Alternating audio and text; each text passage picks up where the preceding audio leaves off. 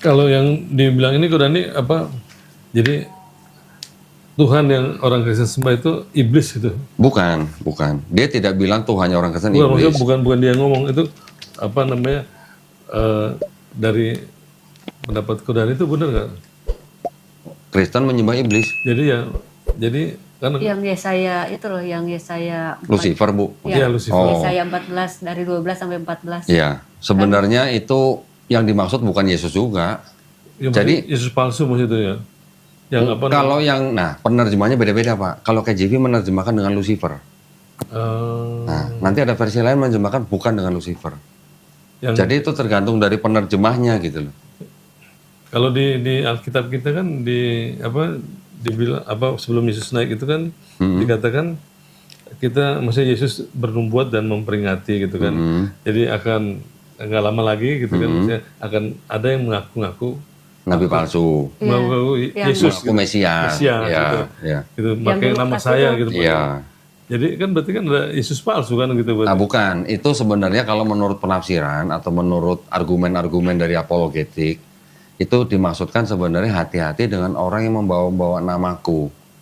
Sekarang, tulisan siapa yang paling banyak di dalam Perjanjian Baru yang selalu menceritakan tentang Yesus? Paulus kan. Nah, sudah, Bapak tahu sendiri.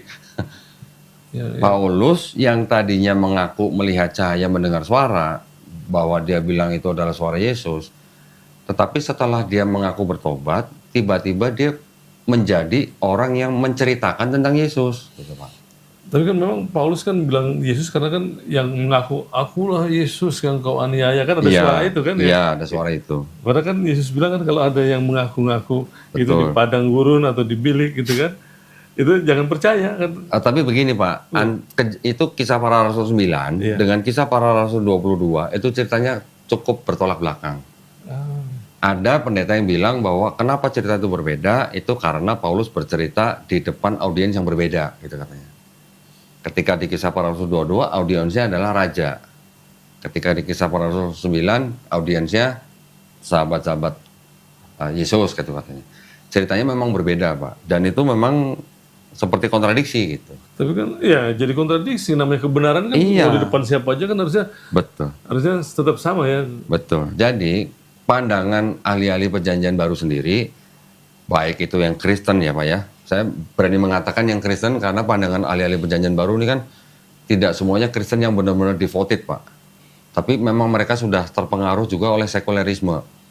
Ya Pak ya. Begitu juga dengan pandangan apologet Muslim, kami memandang Paulus ini seperti orang yang punya kepribadian ganda gitu Pak. Seperti orang yang tidak bisa, apa ya, tidak bisa kalau nggak bohong gitu.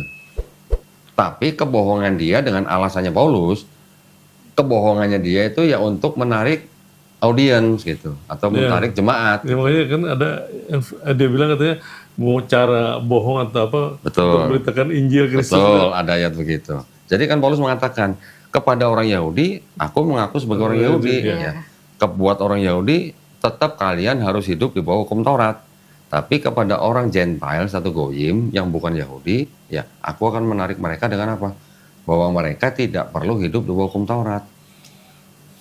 Nah, makanya sunat nggak perlu, ya kan? Semua makanan halal, gitu kan? Jadi nggak ada hukum. Ya kan udah menurut Paulus hukum Taurat itu sudah dibatalkan Bu. Nah, dengan mati Yesus di atas kayu salib. Nah, yang jadi pertanyaan kan sunat nggak usah, makan semua makanan halal, tapi perpuluhan jalan terus. Gitu.